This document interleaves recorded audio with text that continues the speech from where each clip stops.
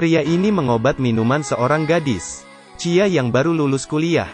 Sama sekali tidak punya pikiran buruk. Ia menerima minuman dari Jim.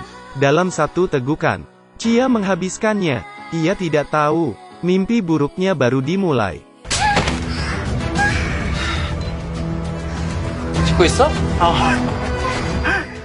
Beberapa jam kemudian, Chia yang babak belur jatuh tersungkur di depan kantor polisi. Ia berusaha mengumpulkan kesadarannya. Tapi, setelah sadar, ia memutuskan tidak jadi melapor. Karena yang melecehkannya adalah artis terkenal, Avan. Satunya lagi adalah Jim si Playboy. Ibu Jim adalah kepala polisi wanita Korea. Ia sangat berkuasa. Chia tidak bisa membuatnya marah. Dua pria bejat itu gemar berpesta. Suatu hari, Avan seperti biasa berpesta di villa pribadinya bersama teman-temannya. Mereka menonton video gadis-gadis yang sedang dilecehkan Avan.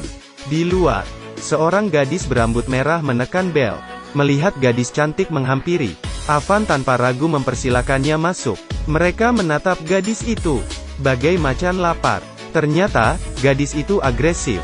Ia mengelus punggung Avang. 본론으로 바로 넘어가자고. Mata Avang berbinar. Tapi, gadis itu bilang, 전 집 8주 나왔다. 응? 누가? 세나 말이야. 너랑 노태남이 카르텔에서 세나한테 한 짓. 폭행강간 8주. 심리치료는 그보다 더 오래 걸리겠지? 아마 평생? Mia adalah kakak Chia. Mia sendiri adalah jaksa militer. Tapi, karena Ibu Jim adalah kepalanya, Mia cuma bisa menggunakan caranya untuk balas dendam. Mia menyuruh Avang menyerahkan videonya. Kalau tidak, ia akan membuat Avang menderita. Mendengar ancaman ini, Avang lari ke depan karena mengira Mia membawa preman. Tapi, tidak ada siapa-siapa. Avang bernapas lega. Ia bersiap menghajar Mia dengan tongkat golf. Tapi, Avang tak mengira kalau Mia sangat hebat. Dalam 2 serangan, ia bisa merobohkan Avang.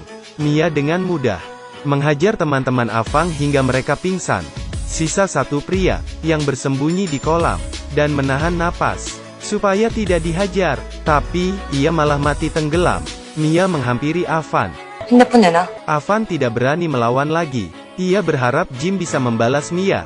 노태남, 상대할 수 있겠어요? Mia diam saja. Ia merebut ponsel Avan, lalu membiusnya hingga pingsan. Setelah mengurus semuanya, Mia menelepon seseorang. 끝났어. 와서 처리해줘. Beginilah kehidupan konglomerat Korea. Jim selalu diikuti anjingnya. Anjingnya lebih kaya dari kita semua. Anjingnya memakai kalung emas custom Rolex dan bebas keluar masuk hotel mewah. Anjing Jim suka mengendus rok wanita dengan sesuka hati. Ia memasukkan kepalanya ke rok gadis cantik. Tapi, pria ini baru pertama kali datang ke sana. Ia tidak tahu peraturannya. Ia memarahi Jim karena membiarkan anjingnya berkeliaran. 빨리 안 묶어? 막 죽여버리기 전에 Tiba-tiba, bodyguard meninjunya hingga bonyok. Pemilik anjing ini adalah konglomerat Korea. Semua orang takut padanya. Ibunya adalah kepala polisi Korea. Tapi, kali ini Jim membuat marah seseorang yang lebih sadis darinya. Hari ini, pengacara tiba-tiba memberitahu Jim kalau Avan menghilang tanpa jejak. Jim yang panik segera menelepon Avan. Tidak ada yang menjawab. Jim mulai panik. Ia tidak khawatir pada Avan, tapi ia khawatir dengan video itu. Kalau video itu sampai tersebar, ibunya pasti akan membunuhnya. Jim menebak pasti video itu sudah kembali ke tangan Chia. Ia minta pengacaranya untuk menyelidiki. Benar saja, Mia mengembalikan video kepada Chia dan memberinya pilihan. Karena ini menyangkut reputasi Chia, Chia bebas menyerahkan video itu ke polisi, atau menghancurkannya demi reputasinya. Terserah Chia saja. Setelah bergumul, Chia memutuskan untuk melapor. Tolong berikan ini ke polisi. Tak lama polisi mengepung klub untuk meringkus Jim.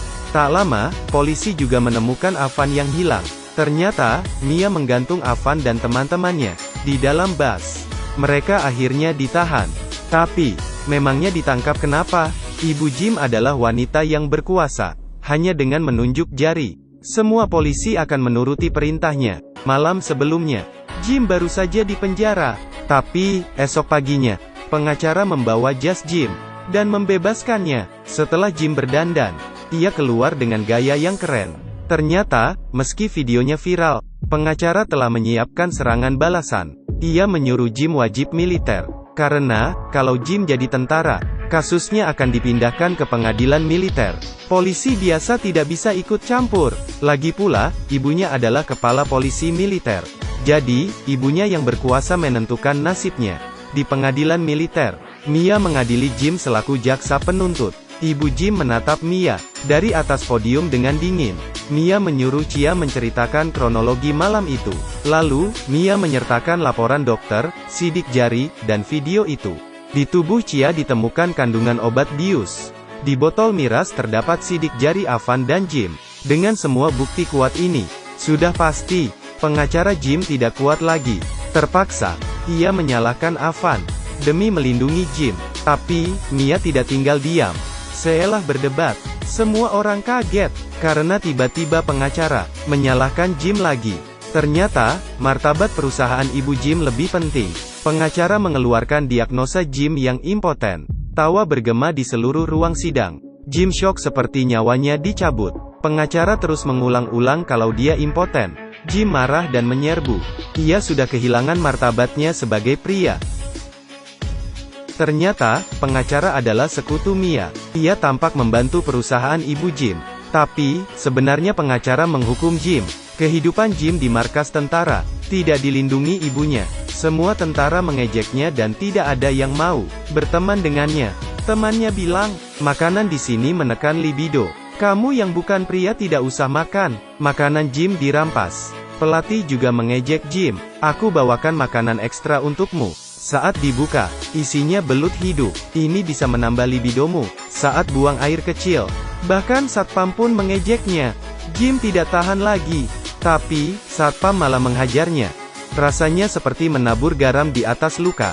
네가 밖에서 회장일지 몰라도 여기서는 아무것도 아니야. 알겠냐? 용하는 새끼야? Perjalanan Jim menjadi tentara baru saja mulai.